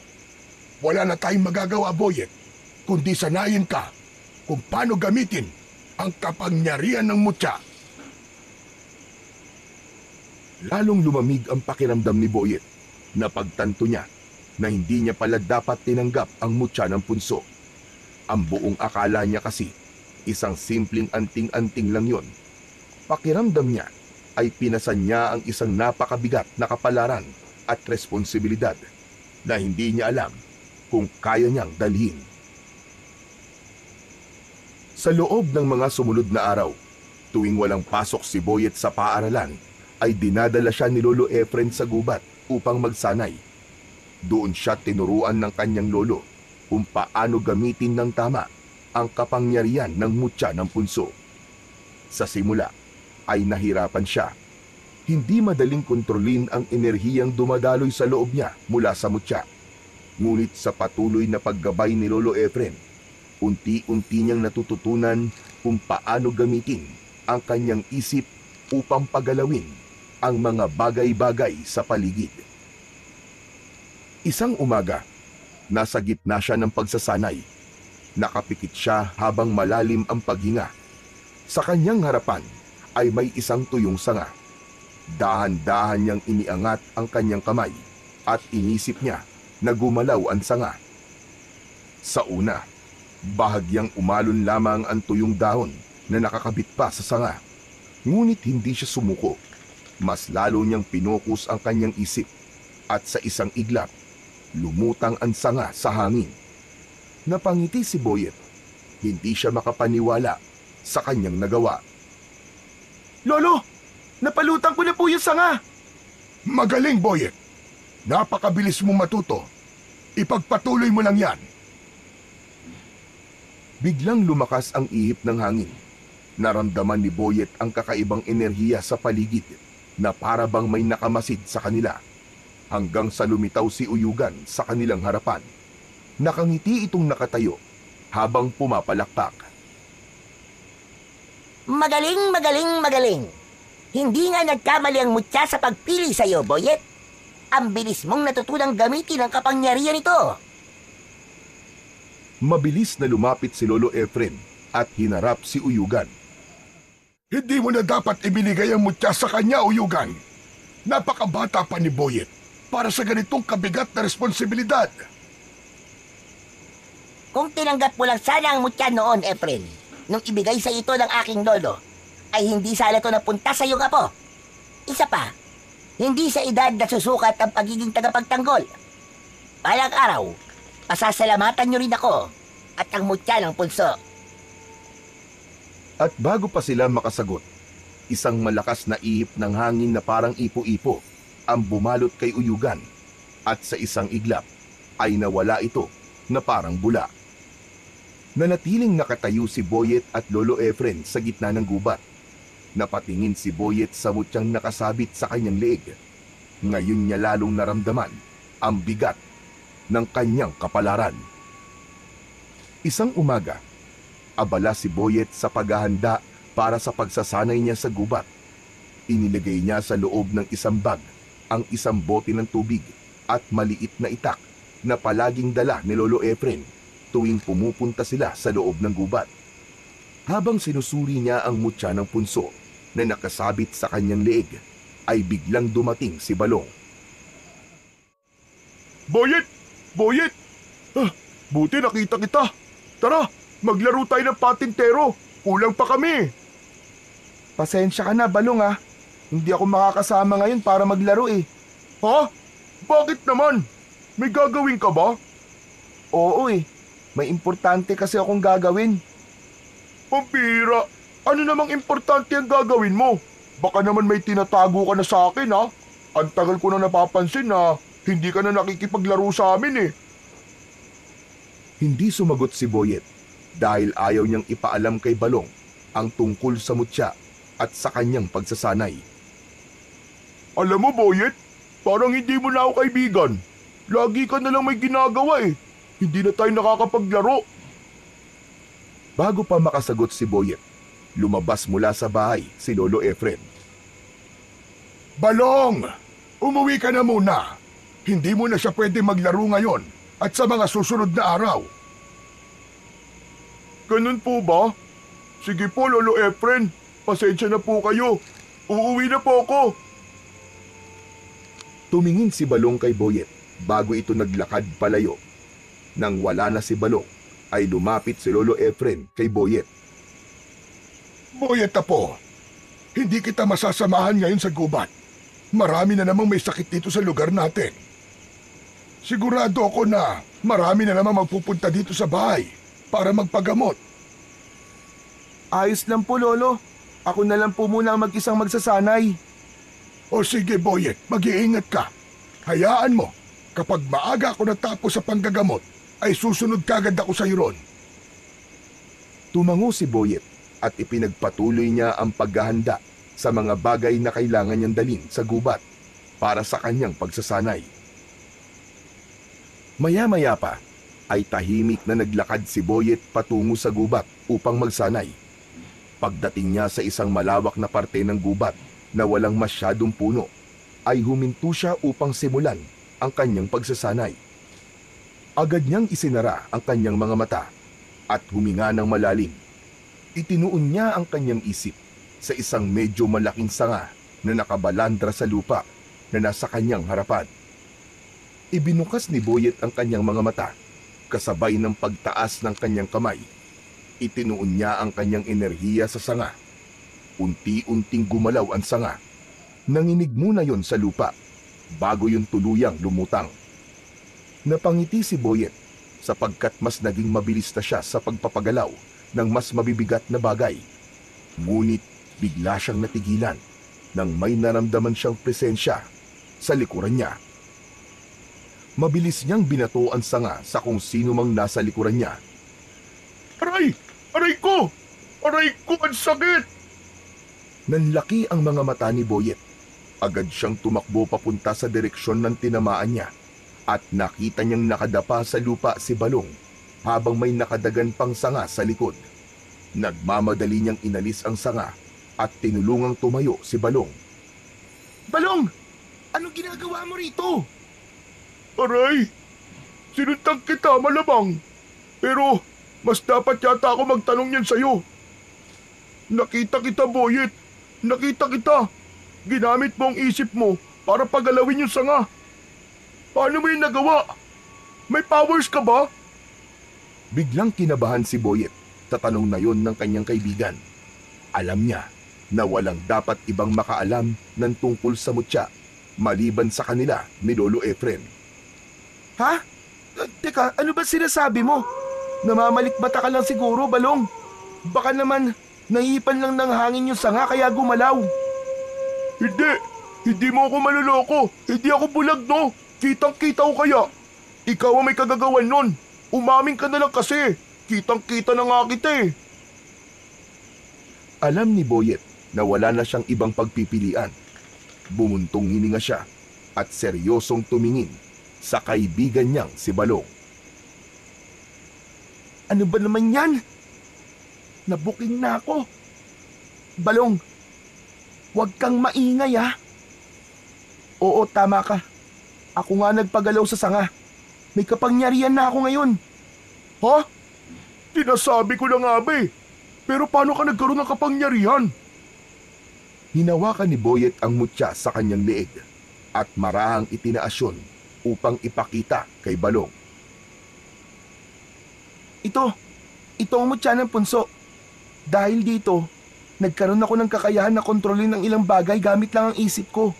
Bukod doon, ay naging malakas din ako simula na mapunta sa akin to. Ano? Ibig sabihin parang may superpowers ka talaga? Superhero ka na? Ang astig yan, Boyet! Ang astig mo! Mabilis na tinakpan ni Boyet ang bibig ng kaibigan. Ano ba? Huwag kang maingay. Wala kang dapat pagsabihan nito, Balong ha. Kahit kanino, huwag mong sasabihin. Naiintindihan mo ba? Sikreto lang natin to. Ikaw, ako at si Lolo Efren lang ang nakakaalam nito. Maliwanag ba? Inalis agad ni Boyet ang kamay niya sa bibig ng kaibigang si Balong. Inamoy niya ang kamay niya at napangiwi siya. Walang ya, Balong. Nag-toothbrush ka ba? Ang bahaw ng bibig mo. Amoy sama ng loob. Eh kasi hindi ako nagtututbrush kapag walang pasok sa school eh. Pero pangako, wala talaga akong pagsasabihin ng sikreto natin. O sige, aasahan ko yan, Balong ha. Kapag ito nalaman ng iba talaga, wala akong ibang pagbibintangan kundi ikaw lang, Balong. Oo na. Sadali lang. Pero pwede ba kitang panoorin habang ginagamit mo yung mutya ng punso? O sige, pero diyan ka lang sa tabi ha at wala kang gagawing kalokohan. Oo. Basta, huwag mo lang din ako ulit babagsakan ng sanga ha. Ang sakit eh. Napangiti ng malapad si Balong. Lumayo ito kay Boyet at napailing na lang siya. Maya-maya pa ay bumalik na si Boyet sa kanyang pagsasanay habang pinanonood siya ni Balong na tuwang-tuwa sa kanyang kapangyarihan. Isang gabi, magkasamang naglalakad sina Boyet at Lolo Efren mula sa isang burol sa kabilang baryo. Nasabi na ni Boyet kay Lolo Efren na alam na ni Balong ang tungkol sa mutya ng punso. Ayon kay Lolo Efren, dapat ay mas maging maingat na sila sa susunod na wala ng ibang makakaalam ng kapangyarihan ni Boyet dahil habang mas dumarami ang nakakaalam nun ay mas magiging mapanganib naman para sa kanila. Lolo, hindi niyo po ba nararamdaman? Parang ang bigat po ng hangin ngayon. Nakakapanindig balahibo po. Ramdam ko rin, Boyet. Parang merong hindi magandang mangyayari. Pagdating nila malapit sa kanilang baryo, ay may narinig silang sigawan ng mga tao. Sinundan yun ng kalabog na mga pinto at ingay ng mga nawawasak na dingding ng mga bahay. Napansin nilang nagkakagulo ang mga tao sa baryo nila. May ilan na nagtatakbuhan at hindi malaman kung saan pupunta. At doon na nga nila nakita ang isang kakaibang nilalang. Isa yung halimaw na may maitim na balat, mahahabang kuko at pulang mga mata na nagliliwanag sa dilim na animoy nagbabagang apoy. Ang katawan nito ay malaki at ang muka ay parang pinaghalong tao at hayop. Meron yung malalaking pangil at isang mahabang dila na nakalawit mula sa bibig nito. Sinunggaban ng halimaw na yon ang isang matandang lalaki sa daan at itinapon na parang laruan. Pumasok ito sa isang bahay at kasunod nun ay ang malalakas na sigaw ng mga tao sa loob ng naturang bahay. Mabilis na nagtago sina Boyet at Lolo Efren sa likod ng isang sirang kariton. Lolo, ano po yun? Anong klaseng halimaw po yun? Isa yung gabunan. Isang mabangis na uri ng aswang. Mas malakas ito kaysa sa karaniwang aswang at may kakayahang makadama ng makapangyariang anting-anting tulad ng mutya ng punso. Lumabas ang gabunan mula sa bahay at tumayo sa gitna ng kalsada. Luminga-linga ito sa paligid at sa isang malalim na nakakapangilabot na boses ay nagsalita ito ng malakas. Kung naririto ka, ang nakakuha ng mutya ng punso, ramdam ko ang kapangyarihan mo mula rito. Isuko mo na sa akin ang mutya, o kung hindi, ay gabi-gabi akong babalik dito at papatayin ang mga tao sa baryong ito. Nagkaroon ng katahimikan. Wala ni isa mang nagsalita sa mga taong naroon. Pagkatapos ng ilang segundo, isang malupit na halakhak ang umalingaw-ngaw sa buong baryo mula sa gabunan. Maya-maya pa ay bigla na lang itong nawala sa isang iglap lang. Naiwang tulala ang lahat. Ang mga tao'y nanginginig pa rin sa takot habang dahan-dahang lumalabas mula sa kanilang mga pinagtaguan. Hinawakan ni Lolo Efren ang balikat ni Boyet. Tara na, Apo. Bumalik na tayo sa kubo natin. Sa tingin ko ay wala na siya. Hindi na kumibo si Boyet at tahimik na lang na sumunod sa kanyang lolo. Habang naglalakad sila, ay hindi maitago ni Boyet ang takot at kaba na lumukob sa kanya nang maalala niya ang sinabi ng malakas na gabunan kanina. Nang makarating sina Boyet at Lolo Efren sa kanilang kubo, agad na isinara ni Lolo Efren ang pinto at siniguradong nakakandado yon. Ramdam ni Boyet ang bigat ng katahimikan. Naupo si Lolo Efren sa isang upuang kahoy at napabuntong hininga. Kita sa mukha nito ang lungkot at takot. Hindi ako maaaring magkamali, Boyet. Kilala ko ang gabunan na yon. Ano po, Lolo Efren? Ano pong ibig niyong sabihin? Ang gabunang nakita natin kanina, siya ay walang iba kundi si Lakan. Sino po? Sino pong Lakan? Isa siyang napakalakas na gabunan. Nung bata pa ako, sinalanta niya ang baryong ito. Marami siyang pinatay na mga inosenteng tao at yung mga walang laban sa kanyang lakas. Noon pa man, ay hinahanap na niya ang mutya ng punso dahil gusto niyang angkinin ang kapangyarihan nito. Isang gabi, bigla na lamang siyang naglaho. Pero may hinala akong hindi siya tuluyang nawala. Nagkubli lamang siya at naghintay ng tamang panahon upang bumalik. Nung inalok sa akin ng isang diwende ang mutya ng punso, alam ko na kung tatanggapin ko yon, ay kailangan kong harapin si Lakan. Napakabata ko pa noon. Wala kong lakas ng loob na labanan siya, kaya pinili kong tumanggi. Kapwa natahimik sina Boyet at Lolo Efren. Maya-maya lang ay muling nagsalita si Boyet. Kung ganun, ibig sabihin, ako po ang kailangan lumaban sa kanya, Lolo. Ako po ang lalaban kay Lakan. Oo, tama ka, Boyet. At kahit ayaw mong harapin si Lakan, ay hahanapin ka pa rin niya. Dahil nasa iyo ang mutya.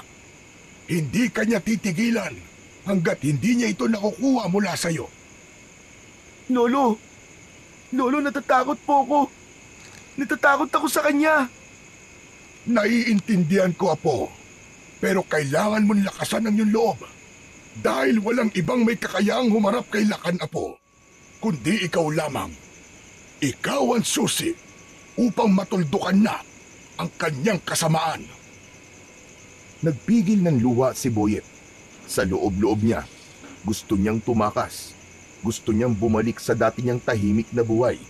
Pero alam niyang hindi na yon mangyayari.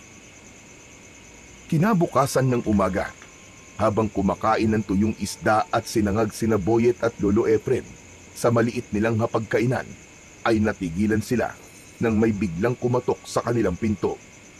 Nagkatinginan sina Boyet at Lolo Efren. Bago pa man may tumayo sa kanila para tignan kung sino ang nasa labas, ay bumukas na kagad ang pinto at pumasok si Balong. Nagmamadali itong lumapit sa kanila habang habol ang paghinga. Boyet, Lolo Efren, nakita niyo ba yung aswang na umatake dito sa baryo kagabi? Oo, Balong. Galing kami nun ni Lolo sa lamay sa kabilang baryo. Yung umatake na yung isang gabunan. Ano? Gabunan? Tagot, hindi ba ang gabunan ay isa sa malalakas na uri ng aswang? Kung ganun, hindi pala yun basta-bastang aswang lang. Pero Boyet, hinahanap ka ng gabunan na yun. Hinahanap niya ang mutya ng punso. Ano nang balak niyo? Wala kaming balak na ibigay kay Lakan ang mutya ng punso. Kapag napunta sa kanya yon, mas lalakas siya at mas marami pang buhay ang mga nganib. Kung ganun, lalabanan mo siya, Boyet? Napalunok si Boyet. Wala siyang karanasan sa pakikipaglaban sa mga aswang, lalo na sa isang gabunan. Pero alam niyang hindi niya yun matatakasan. Wala na akong pagpipilian, Balong, kundi ang harapin siya at labanan. Kaya sa susunod na umatake siya dito, ay kailangan ko siyang harapin. Napayuko si Boyet dahil sa kabila ng sinabi niya na yon, ay hindi pa rin siya sigurado kung sapat ba ang kapangyarihan ng mutya ng punso upang hindi siya mapatay ni Lakan. Natatakot pa rin siya at pilit na lang niyang nilalakasan ang kanyang loob. Simula noon ay hindi na tumigil ang pag-atake ni Lakan sa baryo ni Boyet. Gabi-gabi, tila isang bangungot na paulit-ulit na bumabalik ang bangis at lupit ng gabunan. Wala itong sinasanto. Mapababae, matanda at bata, lahat ay binibiktima ni Lakan. Marami ng bahay ang nawasak, maraming pamilya ang naulila, at ang takot ay bumalot na sa buong baryo. Sa bawat sigaw ng mga biktima tuwing gabi, ay bumibigat ang dibdib ni Boyet. Alam niyang siya lang ang may kakayahang tapusin ang impyernong yon, pero kahit na anong pilit ni Lolo Efren na lumaban siya, ay hindi niya magawa-gawa. Natatakot si Boyet. Takot siyang harapin ang isang nilalang na kayang pagpira-pirasuhin ang kahit na sinong sumalungat dito. Takot siyang magkamali, matalo at tuluyang mawala sa mundo. Ngunit sa tuwing sumasapit ang umaga, isang panibagong sakit ang bumabagabag kay Boyet. Sa bawat paglabas niya sa kanilang kubo, ay bumubungad sa kanya ang mga bangkay ng ilan nilang kababaryo. Paulit-ulit na tinatanong ni Boyet ang sarili kung hanggang kailan siya matatakot. Nakikita niya ang paghihinagpis ng mga naulila at ang takot sa kanilang mga mata. At sa puntong yun, unti-unting kwinestyon ni Boyet ang sarili kung karapat-dapat ba talaga siyang maging tagapagmana ng mutya ng punso. Nagpatuloy pa rin sa pagsalakay silakan sa baryo ni Boyet sa mga sumunod na gabi. Ramdam pa rin ni Boyet na desperado ang gabunan na makuha ang mutya ng punso. Palaging nasa loob ng kubo nila si Boyet sa tuwing sumasalakay silakan. Nakaupo siya sa gilid ng papag habang yakap-yakap ang kanyang mga tuhod. Patuloy pa rin siyang kinukumbinsi ni Lolo Efren. Paulit-ulit itong sinasabi sa kanya na siya lamang ang may kakayahang tapusin silakan. Pero kahit na anong pilit ng matanda, hindi niya magawang sumagot ng oo. Hanggang isang gabi, mula sa mahimbing na pagtulog ni Boyet, ay nagising siya nang malakas siyang yugyugin ni Lolo Efren. Boyet! Boyet, bumangon ka, apo! Sumasalakay na naman silakan. Ito na ang oras para lumaban ka. Harapin mo na siya, apo. Nakikiusap ako sa'yo. Lolo, natatakot po ako. Hanggang kailan ka matatakot, Boyet? Kailan mo haharapin ang halimaw na yon? Hihintayin mo pa bang maubos tayong lahat dito? Hindi ko talaga kaya, Lolo. Hindi po ako matapang. Hindi mo kailangan maging matapang, apo. Ang kailangan mo lang gawin ay maniwala sa iyong sarili. Pero paano po? Paano po kung hindi ko siya matalo? Kaya mo, Boyet. Kaya mo. May mutya ka ng punso. Hindi ito napunta sa'yo nang walang dahilan. Pero Lolo, Hinawakan ni Lolo Efren ang magkabila ang balikat ni Boyet at mariing tumingin sa kanya. Tignan mo ko sa mga mata, Boyet. Hindi ka ba naaawa sa mga kababaryo natin? Kaninang umaga lang, 3 bata ang natagpuan na wala ng buhay. Ilang pamilya pa ang kailangan mawala bago mo sabihin sa sarili mong kaya mo. hindi ko po alam, Lolo Efren. Hindi ko po alam. Naguguluhan po ako. Hindi mo alam o ayaw mo lang tanggapin, Boyet? Hindi mo ba naaalala ang sinabi ni Uyugan sa'yo? Pinili ka ng mutya dahil alam nitong kaya mong ipagtanggol ang baryo natin. Huwag mong sayangin ang tiwalang yun, Boyet. Paano kung hindi ko po kayanin, Lolo Efren? Paano kung ako naman po mapatay ni Lakan? Paano po? Kung hindi mo susubukan, hindi mo malalaman. Mas malakas ang mutya mo kaysa sa kanya. Yan ang tandaan mo. Yan ang isaksak mo sa iyong puso't isipan. Napatingin si Boyet sa saig. Nagtalo ang isip at damdamin niya. Alam niyang tama si Lolo Efren, pero ang takot ay patuloy pa rin naghahari sa pagkatao niya. Sa labas ay mas lumakas ang sigawan ng mga tao. Kasunod nun ay ang malakas na sigaw ni Lakan.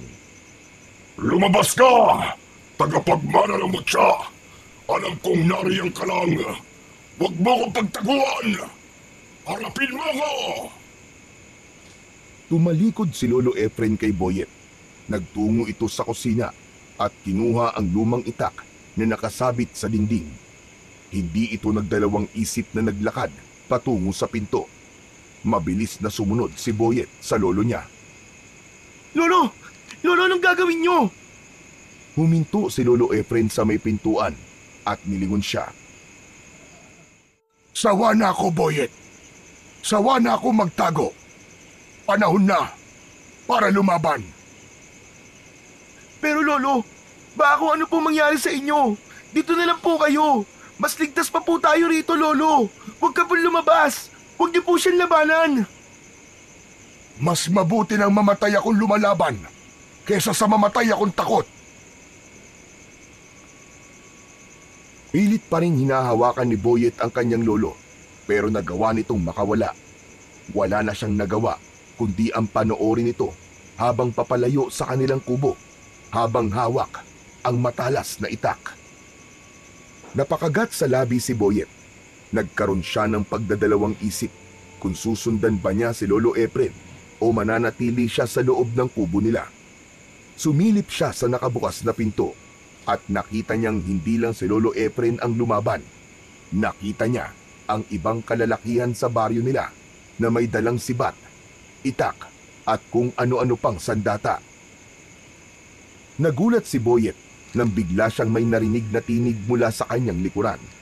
Napalingon si Boyet at nakita niya si Uyugan na nakatayo sa ibabaw ng lamesa at umiiling. Wala. Nakakapanghinayang. Mabuti pa sila, Boyet. Kahit wala silang mutya ng punso, ay may lakas loob silang lumaban. Patawad. Patawad. Patawarin mo ko, Uyugan. Nanginig ang boses ni Boyet at naramdaman niyang may mga luhang bumagsak mula sa kanyang mga mata. Hindi ako nararapat para sa mutya. Mas mabuti pang ibigay mo na lang ito sa iba. Sa mas malakas at sa mas matapang. Hindi ito para sa akin. Wala nang mas iba pang karapat-dapat kundi ikaw lang, Boyet. Mismong ang mutyala ng punso ang pumili sa'yo. Hindi mo ito hiningi, ngunit ikaw ang napili. Pero, paano? Paano kung hindi ko kaya? Paano kung mabigo ako? Pero paano din pala kung kaya mo? Natahimik si Boyet sa sinabing yun ni Uyugan. Tumingin si Uyugan sa may pinto kung saan patuloy ang ingay ng labanan. Nasa labas na ang lolo mo, Boyet. Kasama ang ibang kababaryo mo. Nilalabanan nila si Lakan. Hahayaan mo lang bang may mangyaring masama sa kanila? Lalong-lalo na sa lolo mo? Nanlamig si Boyet. Muli siyang napatingin sa nakabukas na pinto at nakita niya sa labas si Lolo Efren na nakahandusay na sa lupa. At sa harapan nito ay naroon si Lakan na papalapit sa kanyang lolo. Ang matalim nitong mga mata ay nakapako sa matanda. Nanlambot ang mga tuhod ni Boyet, ngunit may kung anong init na bumalot sa kanyang katawan. Sa pagkakataon na yun, ay isang matinding pagpapasya ang ginawa niya. Kumilos ang kanyang mga paa bago pa siya makapag-isip. Mabilis siyang tumakbo palabas ng kubo. Ayup ka! Layuan mo ang lolo ko! Sa isang iglap ay hinarangan ni Boyet si Lakan upang pigilan ito sa paglapit kay Lolo Efren. Nang makita niyang nasa panganib ang kanyang lolo, ay dun na tuluyang lumabas ang tapang niya. Napahinto naman si Lakan at bahagyang umurong, saka tumawa ng mahina.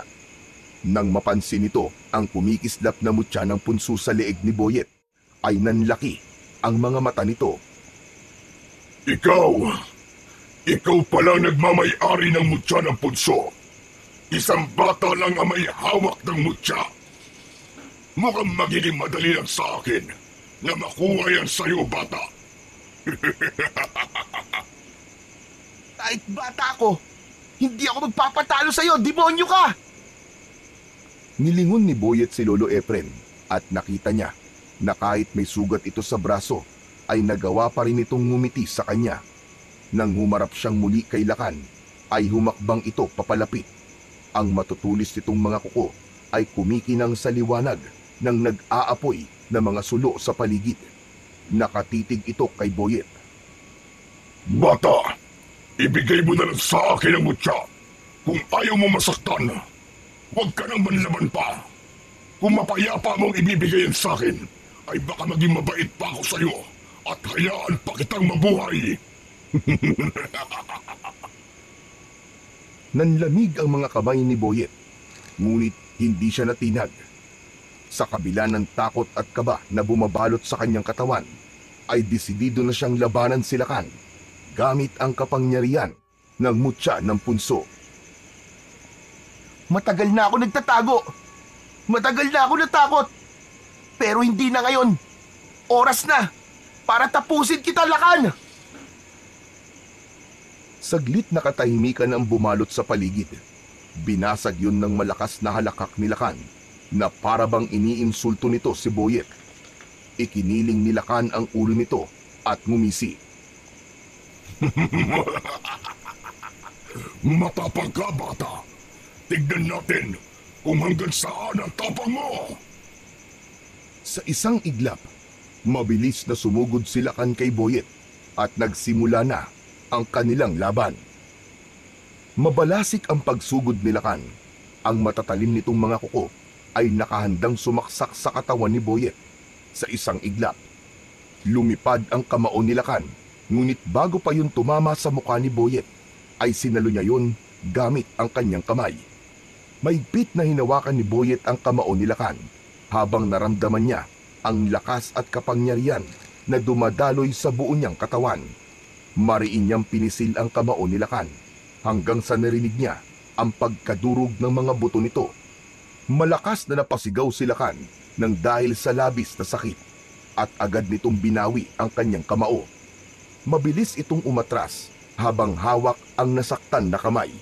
Nag-aapoy sa galit ang mga mata ni Lakan habang nakatitig kay Boyet. Ngumisi si Boyet at tumingin siya sa paligid. Nakita niya ang mga bato. Itinaas niya ang kanyang kamay at biglang nagsimulang gumalaw ang mga bato sa kanyang paligid.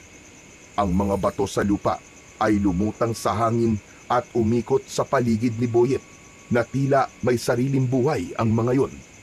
Ikinumpas niya ang kanyang kamay at lumipad ang mga bato patungo kay Lakan. Napaatras ang gabunan habang iniiwasan ang sunod-sunod na hampas ng lumulutang na mga bato. Ngunit isang may kalakihang bato ang tumama sa mukha niya na kaagad niyang ikinabagsak sa lupa. Isang sulo ng apoy ang mabilis na pinalipad ni Boyet patungo kay Lakan at tumama yon sa mukha nito. Napasigaw ang gabunan habang pilit na inaapula ang apoy na tumupok sa mukha niya. Nang mawala na ang apoy, ay mas naging matalim ang tingin nito kay Boyet. Hindi nagpadaig si Boyet sa titig na yon. Sumugod siya kagad kay Lakan.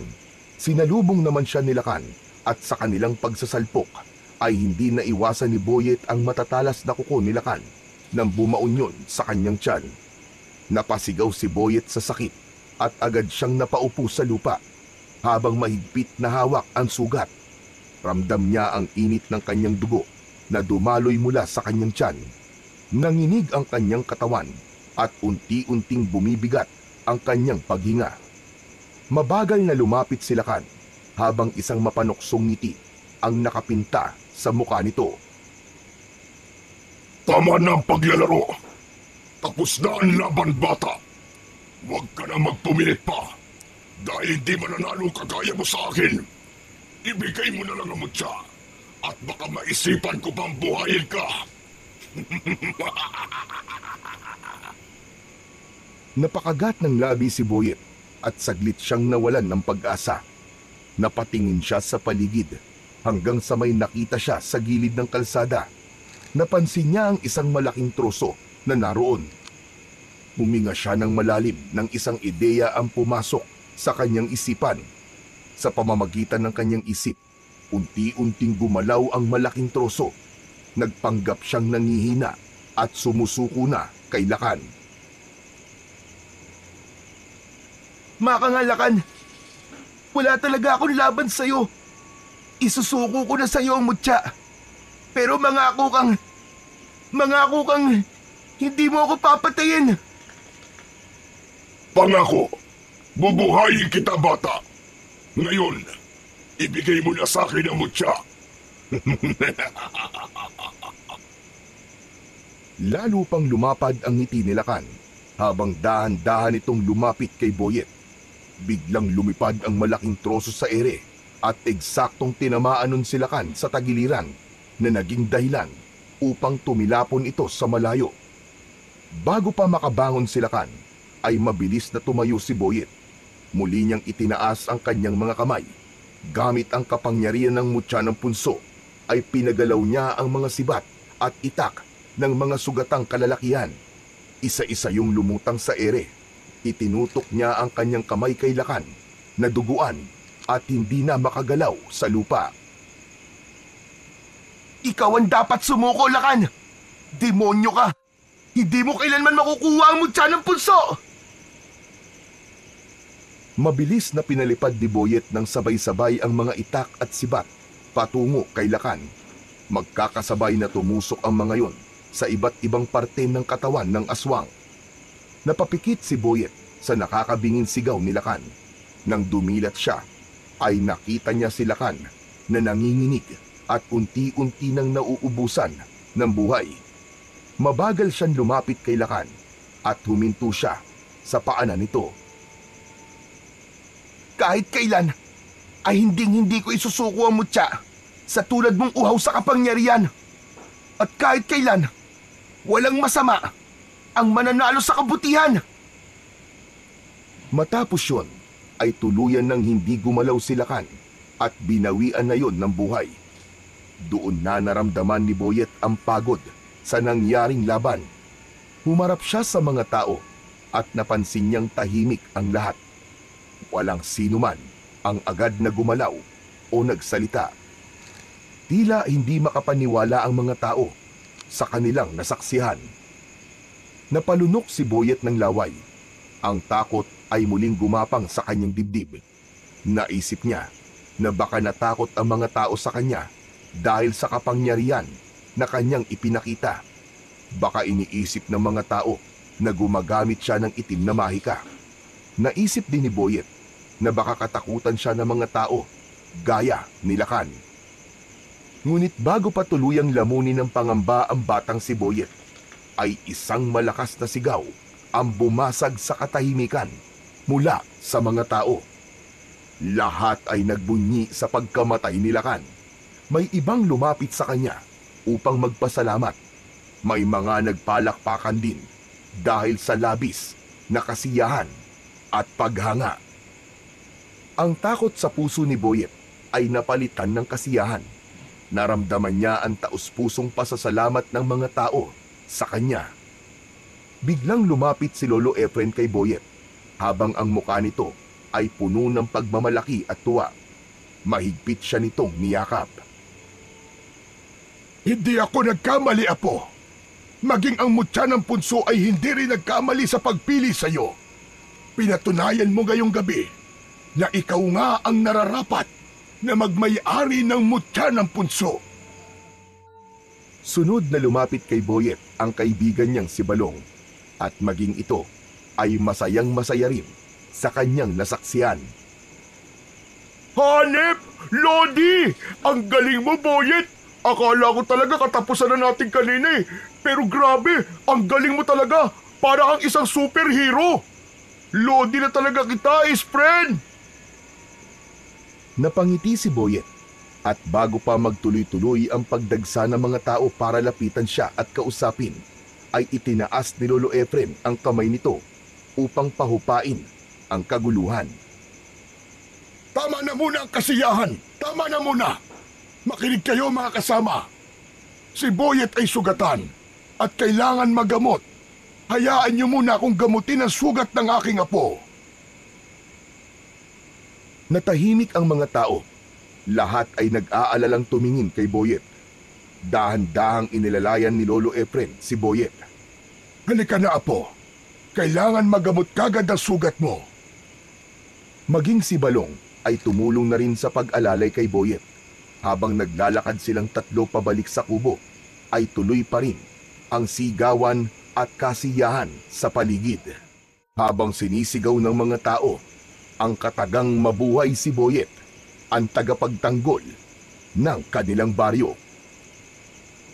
Habang naririnig ni Boyet ang masasayang tinig ng kanyang mga kabaryo, ay napatingin siya sa langit at hindi niya kinalimutang magpasalamat sa nasa itaas. Sa kabila ng sakit ng kanyang sugat at ng pagod ng kanyang katawan, ay punong-puno ang kanyang puso ng kasiyahan dahil sa wakas ay malaya na ang baryo nila kay Lakan at nagawa niya ring durugin ang takot sa kanyang puso. Nang makarating sila sa kanilang kubo, ay pinauwi na muna ni Lolo Efren si Balong. Agad namang sumunod si Balong kahit halatang gusto pa nitong makausap ang kaibigang si Boyet. Nang makapasok na sila sa loob ng kubo, ay naupo si Boyet sa papag, habang si Lolo Efren naman ay kumuha ng mga kailangan nito para gamutin ang sugat ng apong si Boyet. Maya-maya pa ay bumalik na si Lolo Efren. Sige na, Apo. Hubarin mo ang damit mo para malinis ko ang sugat mo. Sumunod si Boyet. Nakita niya ang lalim ng kalmot ni Lakan sa kanyang tiyan. Umupo si Lolo Efren sa tabi niya at maingat nitong nilinisan ang sugat niya. Aray, ang hapdi po, Lolo. Tiisin mo lang, Apo. Mas mabuti na masaktan ka ngayon kaysa magkaroon ito ng impeksyon. Pero alam mo ba, Boyet? Sobra kitang ipinagmamalaki. Talagang ipinakita mo kanina kung gaano ka katapang. Salamat po, Lolo. Pero kung hindi po dahil sa inyo, hindi ko po yun magagawa. Kung hindi niyo po ako pinilit lumaban, baka hanggang ngayon po takot pa rin po ako. Alam kong darating ang araw na matatanggap mo ang tungkulin mo, Apo. At tignan mo ngayon, ikaw ang naging pag-asa ng baryo natin. Bago pa man makapagsalita si Boyet, ay biglang lumitaw sa kanilang harapan si Uyugan. Magaling! Napakagaling mo, Boyet! Binabati kita dahil nagtagumpay ka sa laban nyo ng Lakan na yon. Maraming salamat din sa iyo, Uyugan. Kung hindi mo ibinigay sa akin ng mutya, hindi namin matatalo si Lakan. Kahit ibigay ko ang mutya sa iba, kung hindi sila ang karapat-dapat, ay wala rin mangyayari, Boyet. Tunay na nakatakdang mapunta sa iyo ang mutya ng punso. At ngayon, ikaw na talaga nagmamay-ari niyan. Sana'y alagaan mo yan ng mabuti at patuloy mong gamitin sa kabutihan. Oo, Uyugan. Pinapangako ko. Makakaasa ka. Nagagamitin ko lamang ito sa kabutihan. Maraming salamat uli. Magaling! Yan ang gusto kong marinig. O paano? Aalis na ako at marami pa akong kailangan asikasuhin. Hanggang sa muling pagkikita, Boyet. Napatingin si Boyet kay Lolo Efren. Nang mawala na si Uyugan, ay itinuloy na ni Lolo Efren ang panggagamot sa sugat ni Boyet. Matapos ang lahat ng nangyari, ay bumalik na sa normal ang buhay sa baryo ni na Boyet. Naging maayos muli ang pamumuhay ng mga tao at wala nang takot na bumabalot sa kanilang gabi. Si Boyet, bagaman at nagbalik na sa dating tahimik na buhay, ay alam niyang hindi na siya katulad ng dati. Mas naging matatag siya at mas naging handa sa anumang pagsubok na maaaring dumating sa kanilang buhay. Natutunan ni Boyet na ang pagiging bayani ay hindi nangangahulugan ng pagkakaroon ng pambihirang kakayahan, kundi ng pagiging handang ipaglaban ang tama kahit na mahirap. Natutunan niya na ang takot ay isang bagay na maaaring maging hadlang upang makamit niya ang tagumpay. At higit sa lahat, napagtanto ni Boyet na ang bawat tao ay may kakayahang maging matapang basta't maniwala lamang sa kanilang sarili at sa kabutihang kanilang ipinaglalaban.